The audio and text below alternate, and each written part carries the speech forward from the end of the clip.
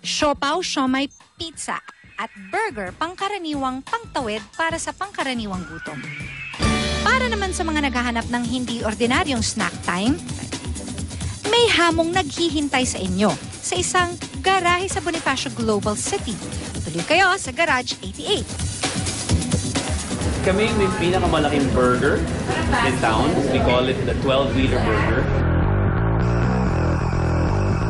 Kaya din special yung burger namin na 12-wheeler is because yung patty mismo, it's homemade. Kami mismo yung gumawa, yung recipe niya.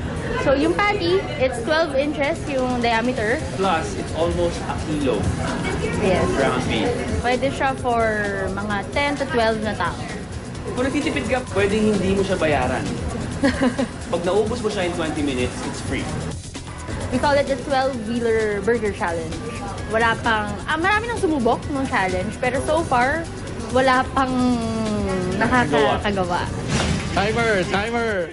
May isang matapang na mamang susubok pataubin ang 12-wheeler sa loob lamang ng 20 minuto. Magtagumpay kaya siya? Sa simula ng hamon, malaki pa ang ngiti ni Peewee. Sarap na sarap sa kanyang gigantic burger. Makalipas lamang ang 5 minuto, bahagyang bumabagal ang kanyang pagmuya, pero mukhang walang balak sumuko. 10 minutes down, 10 minutes to go. Nangangalahati na ang 12-wheeler ni Peewee. Siya kaya ang maging kauna-unahang magtagumpay sa challenge na ito?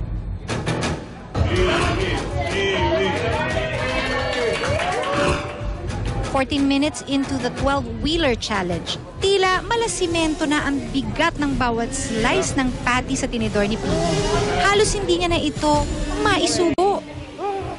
Peewee only has 30 seconds to go, and he still has a lot to finish. I give up. Kaya ni Peewee. I give up. Give up. Surrender. Yeah. You should try it. Grabe. Grabe sarap. Alinman sa mga naglalakihang siopaw, siomai, pizza o burger na ito ang lalantakan mo kahit ikaw ay nag-iisa o kasama ang pamilya at barkada.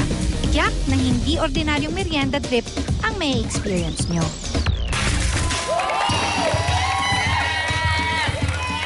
Hindi ordinaryong pagkain. Ayaw ng sexy solutions ang segment na to. Sabi daw talaga. Oo nga. Makikita tayo next week. Dahil babalik tayo na. Yes, ang Hot TV. Maraming salamat po.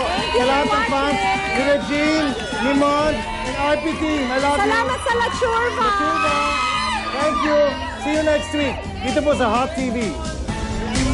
See you next week, mga kapuso.